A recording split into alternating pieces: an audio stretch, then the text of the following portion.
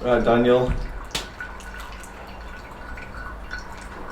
Taking us through it. On a continuous pour. It's a steady stream of water. Bisto. Should actually get one of the Bisto signs to pop up.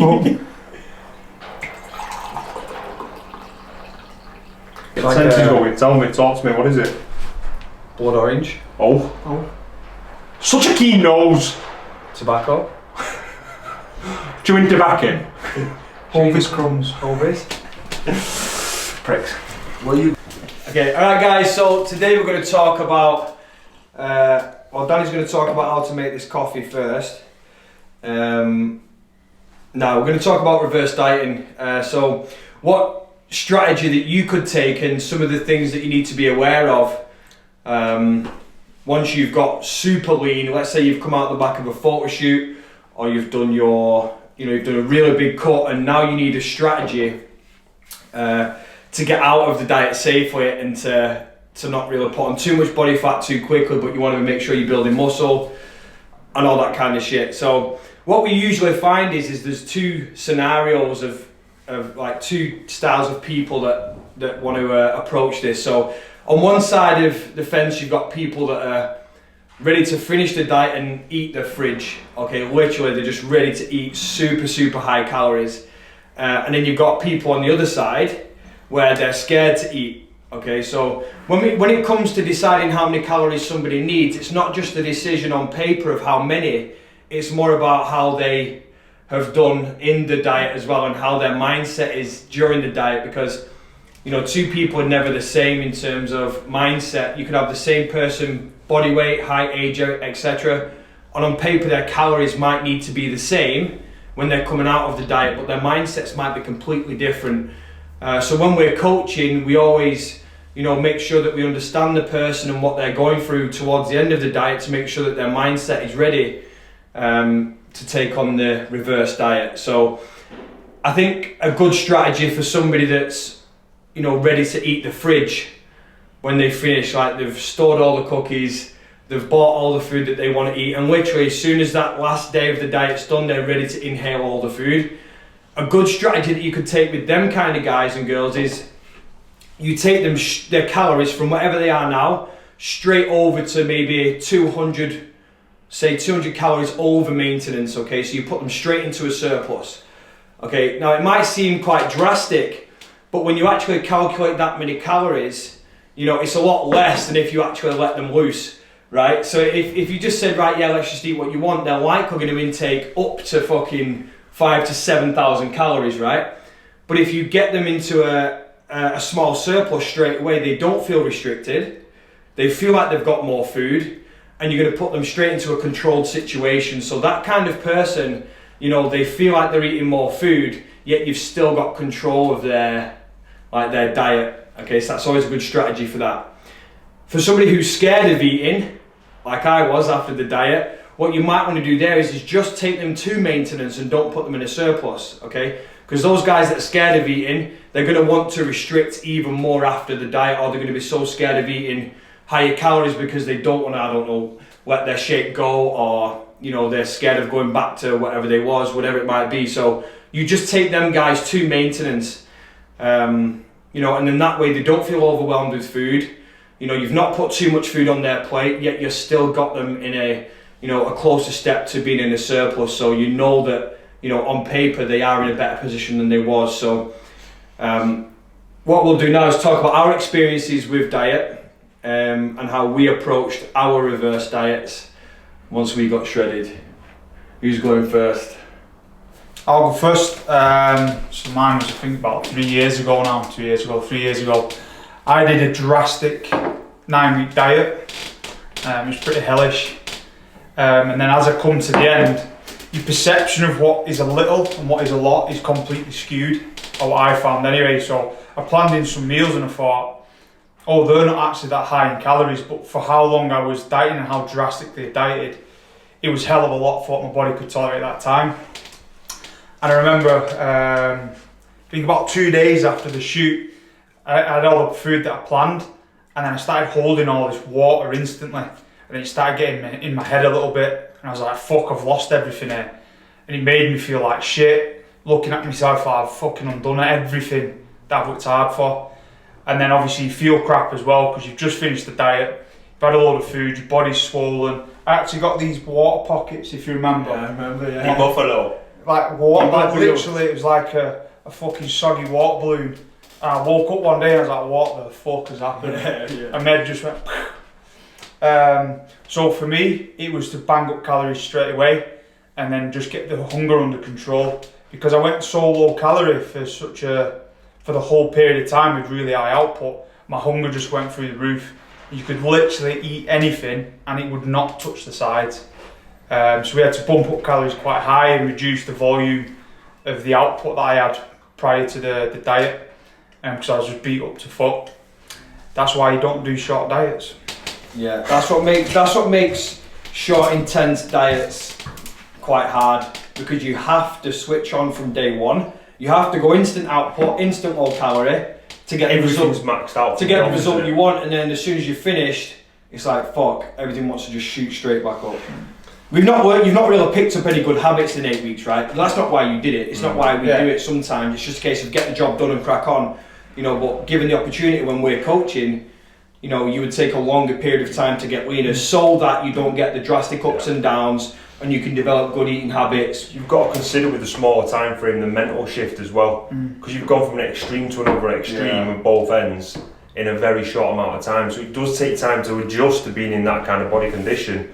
And then like Zach was saying, instantly, a week or two later, he was fucking hating every second of it. Whereas 2 weeks ago, he was shredded to the bone. So it's that's what you've got to consider when obviously the timeline is tiny. What did you do? So myself, mine was about 14 weeks or so. Ridiculously high output. I think it was up to 24,000 steps a day at one point. Cardio was 45 minutes a day. Food was down to I think I had a chat with you saying, last 2 weeks, I can just fucking go skeleton. Yeah. So it was down to 1,600 or something, a crazy output. To the point where sleep, I was coming in walking on the treadmill at 4 in the morning because I was awake and hungry. So that's taking things to an extreme. It was only a shoot, but it was to try and test yourself and take it that way. Yeah. But then I noticed at the back end of it, so we'd finished that day, I'd had Hawksmoor, Mackey's, Domino's, popcorn, every fucking thing possible. Yeah, we always say I just want a steak and that, and I did that straight away. I had the steak. Once that went in, that was it. It was just everything. Yeah.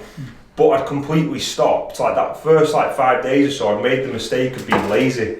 I didn't do my steps anywhere near the height. The food prep as well. The structure for your day just disappeared. I'd been so robotic with everything, and I just flipped it completely. Went to a slob for 4 days, and I was I can remember driving into work one morning going, protein bar. And then it was 2 protein bars. Yeah. But I fucking deserve it because I'm shredded. Yeah. 2 weeks later, fuck. So it was actually getting back into a diet process again to then come out of it properly. And we make them mistakes ourselves.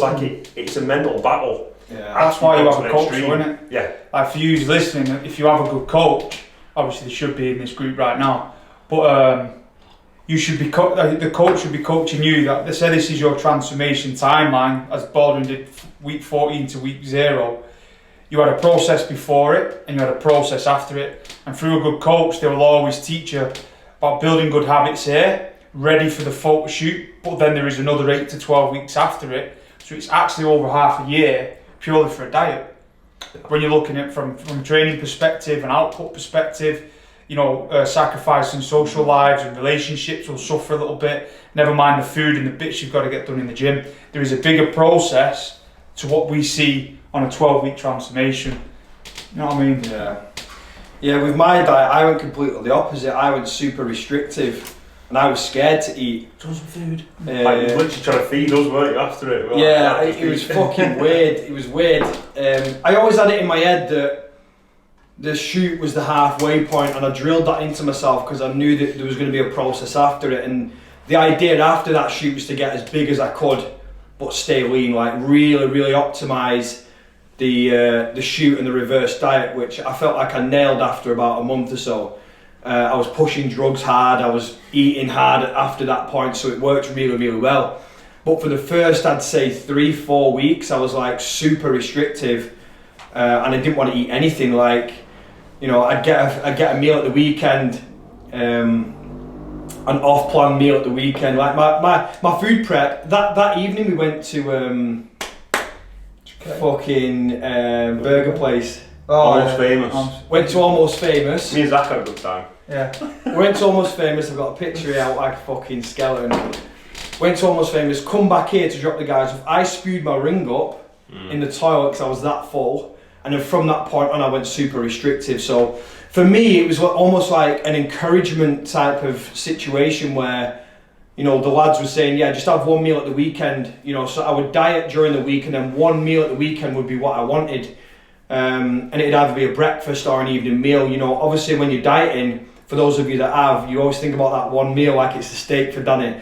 You know, whatever it was, you think about that food. So I was thinking about a good breakfast or a good evening meal. So the strategy that I took was just one meal for the first week at the weekend. Then I'll go 2 meals in that next week, 3 meals in the next week, until I started to integrate into, you know, a higher calorie, you know, into a surplus, and gain confidence to know that the food that I was going to eat weren't going to pile loads of weight back on. Like, my mind was just a bit too wired at that time to relax and just take the foot off the gas when it comes to the food. But in the end, it worked out well because I didn't have to re-diet, so it worked out quite well. I might have missed a small opportunity to build muscle, but not too much because anabolics were in. So, you know, I think when you're looking at it yourself, you should kind of see where you're at. You might either be swaying to this side and super restrictive, like I said, or the other side where you're ready to eat everything. And this is why we always encourage for you to take a longer period of time to build habits when you're doing your shoot, and always have a plan afterwards. You know, that kind of level of food prep that you had prior, you know, or, you know, during the prep, the photo shoot prep, whatever it is, it still needs to continue afterwards, and just work it in meal by meal, build the calories up that way. So yeah, that's our experiences. Would you add anything else to that for a reverse diet? Is there anything else you feel like people need to know? I think you should have strategies in place in case the hunger goes through the roof. So these simple things like, just, I recommend to clients having like loads of, you know, 0% Greek yogurt pots. I'm talking, if you have to eat 2 back to back and make yourself feel full, it's better than, say you're into Pop-Tarts, you have one of them fuckers, they're all getting inhaled, then you're onto something else because it doesn't fill you. So I always recommend loading up on Greek yogurt and big fat steaks, because they're the foods that are going to fill you because of the volume of them. Yes, you might overeat the calories for the day, but at least you're overeating by 500, not 4,000. Not 4,000 by going Domino's and fucking Pop-Tartville, yeah. Because the foods that you're always going to want aren't foods that are going to keep you full. The in and outs, whether it's bread, whether it's sweets, whether it's cakes, whether it's biscuits. Yeah, they're gone them, aren't they? Oh, They've gone in and they out. won't even touch the sides when you finish the diet. So have foods that you know will fill you and you'd rather overeat. Even so, I suppose it's not from a health point, but you'd rather have stomachache from overeating steak Than overeating Domino's all night. because then that can lead into the next day feeling like shit, the next day, and then that hunger keeps building. And that'll go on for ages until you get it under control. So you want to opt for loading your house with them foods. Yeah. And Like, think of the habits that you've built as well over the period of the diet. It doesn't take fuck all time to get rid of them. Like Zach's saying there, 2 or 3 days of that behaviour, gone. Yeah. You've got to fight to get you anywhere have to get back near into a the routine. kind of routine you Then have. it gets in your head, how many clients have you had who get to that point, they nail it, they do a few days of doing what the fuck they want, and then the heads start telling themselves that they're a failure, and that they're not, you know what I mean, they've messed it up, I've failed, I've done this. Then once that negative mindset comes in, it's very, very hard to not let it snowball, and then before you know it, months have passed, they've packed on all the weight they've lost. You know, even though you can prep your clients all the way through the prep, once the photo shoot's over, it's going to change. Like, yeah, I've got it. No matter how much you tell your client that, as soon as that flash forward's done, as soon as you have a taste, see you ya. want more. Yeah. Innit? As soon as you have that little bit of taste, it's hard to really control the mind with the food. How many clients we had doing photo shoots who said, just need a bit of that, me, and then you know full well 2 days later they're still just trying to go. I'm trying to think how many clients have you had who've had to reverse properly. I reckon I've had less than 4, Yeah. 4 or 5. Less, yeah, less. Bless.